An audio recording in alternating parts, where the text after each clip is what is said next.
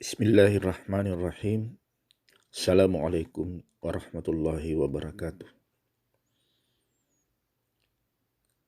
Lanjutan judul cetuskanlah api ma'rifatullah dalam kalimat la ilaha illallah.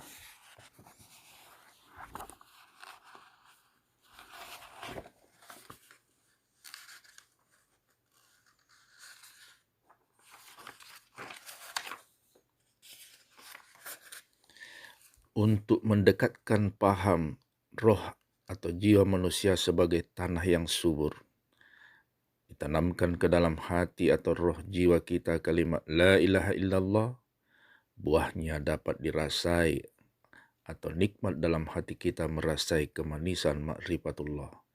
Dapat dirasai setiap waktu dari masa hidup dunia sampai ke dalam surga. Sebaliknya, jika ke dalam hati kita tidak kita tanam kalimat suci yang tersebut, tentulah dalam hati kita akan tumbuh sifat mazmumah atau sifat kejahatan, dan merugilah orang itu di dunia dan di akhirat.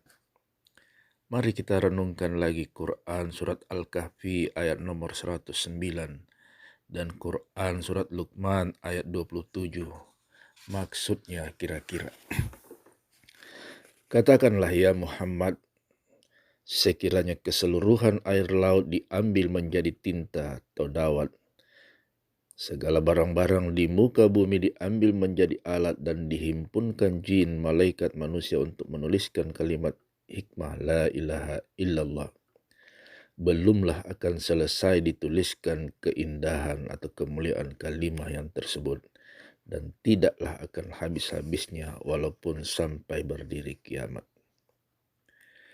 Kata ahli tasawuf, nama Allah tidak dapat dihinggakan, hanya Allah pula saja yang tahu.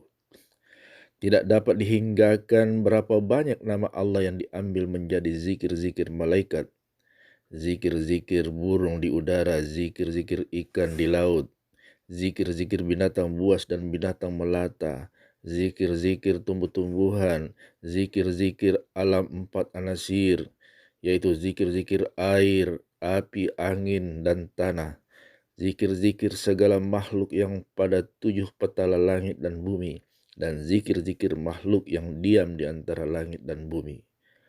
Quran surat At-Talaq ayat nomor 1. Maksudnya kira-kira, telah bertasbih atau berzikir bagi Allah burung-burung yang ada pada langit dan yang ada pada bumi. Sedang tasbih-tasbih atau zikir-zikir makhluk tentulah tidak sama logatnya dan tidak sama bacaannya. Tidak sedikit ahli tarekat Naqsabandiyah yang telah mendengar bunyi tasbih-tasbih atau zikir-zikir segala makhluk dengan bermacam-macam logat dan bahasanya. Berarti nama dari zat Allah yang Maha Esa tidak dapat dihinggakan banyaknya. Dalam kitab Taurat, nama zat yang Maha Esa ada 300 nama ditulis menurut bahasa Taurat, bukan bahasa Arab. Dalam kitab Zabur ada lagi 300 nama zat yang Maha Esa ditulis dengan bahasa Zabur. Dalam kitab Injil ada lagi 300 nama zat yang Maha Esa ditulis dengan bahasa Injil. Dalam Quran ada lagi nama zat yang Maha Esa, banyaknya 99 nama ditulis dengan bahasa Arab.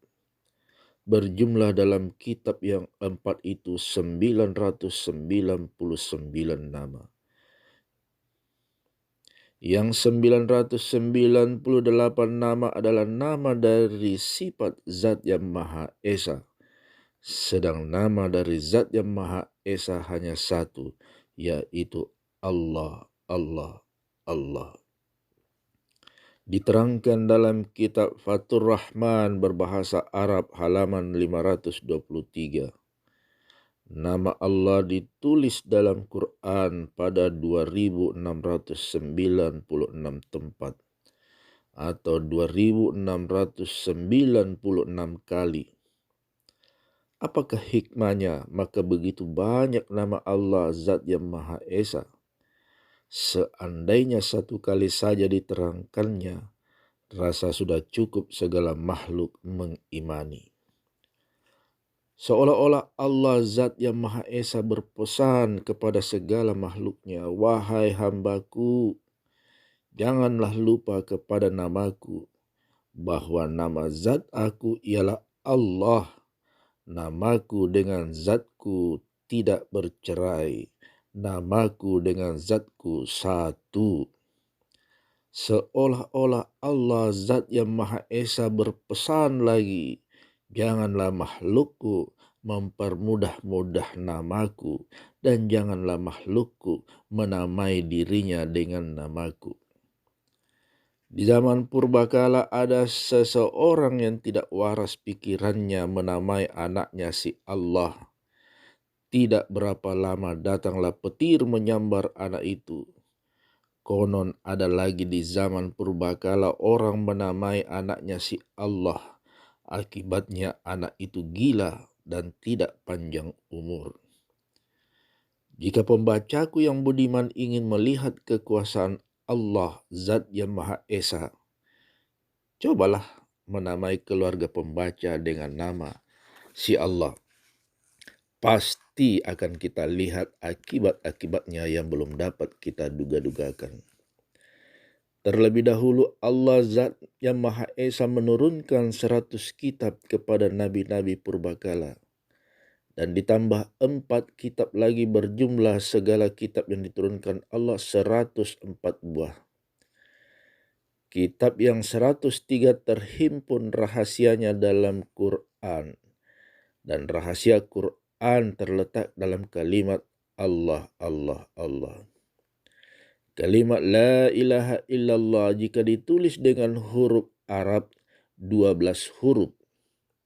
Jika digugurkan 8 huruf pada awal kalimat la ilaha illallah, maka tinggal lagi 4 huruf.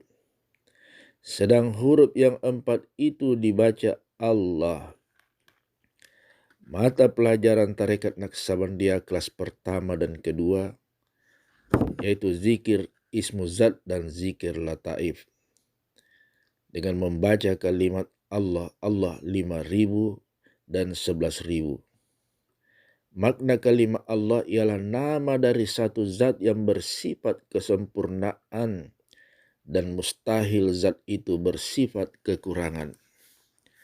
Jika kita gugurkan beberapa huruf dalam kalimat Allah itu, maka nilainya tidaklah akan berkurang, bahkan mengandung makna dan arti yang mendalam dan mengandung beberapa rahasia penting. Dan di situ kelihatanlah intan berlian, lu'lu' dan marjan Tarekat Naksabandia. Sebelum kita menggugurkan huruf-huruf itu, hendaklah pembaca terlebih dahulu menuliskan kalimat Allah itu dengan huruf alif. Yang kedua huruf lam pertama. Ketiga huruf lam kedua. Dan yang keempat huruf H. Maksud menggugurkan huruf-huruf itu yakni ditutup huruf yang digugurkan dan kelihatanlah huruf yang tinggal. Kemudian pahamkanlah arti atau makna huruf-huruf yang tinggal atau yang kelihatan itu. Mari kita gugurkan huruf pertama yaitu huruf alif. Maka tinggal lagi 3 huruf lagi berbunyi lillah. Artinya bagi Allah, dari Allah, kepada Allah kembali segala makhluk atau alam. Yang kedua, mari kita gugurkan dari kalimat lillah, yakni kita gugurkan lam pertama, maka tinggal lagi 2 huruf berbunyi lahu. Lahu ma fis samawati wal ard, artinya baginya Allah segala apa saja yang ada pada 7 petala langit dan 7 petala bumi. Yang ketiga, mari kita gugurkan lagi kalimat lahu lam kedua, maka tinggal hanya satu huruf saja, yaitu huruf hu. Huwal ayyul qayyum, artinya zat Allah yang Maha Esa, hidup berdiri sendirinya. Kalimat hu, keringkasan dari kalimat huwa, padahal setiap kalimat huwa artinya zat, zat, zat, zat. Pahamkanlah makna kul huwallahu ahad. Artinya katakan olehmu huwa, artinya zat, zat, yakni zat yang bersifat kesempurnaan yang dinamai Allah yang Maha Esa atau satu. Dimatkan yang kalimah hu itu menjadi berbunyi hu, hu, hu, hu.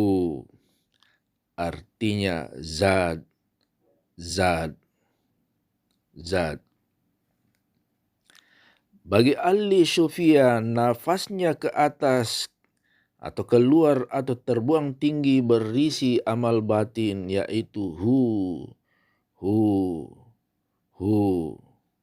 Kembali napasnya ke bawah turun diisi dengan zikir Allah, Allah, Allah.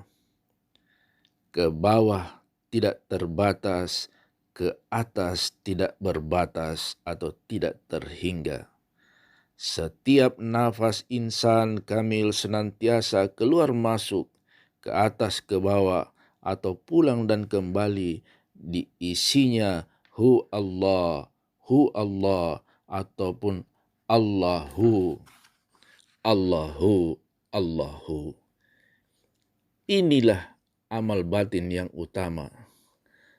Tanyakan pada ahlinya.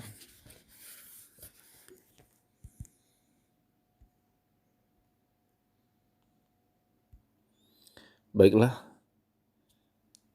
insyaallah kita lanjut pada bacaan selanjutnya. Sekian dahulu. Wabillahi taufiq wal hidayah. Wassalamualaikum warahmatullahi wabarakatuh.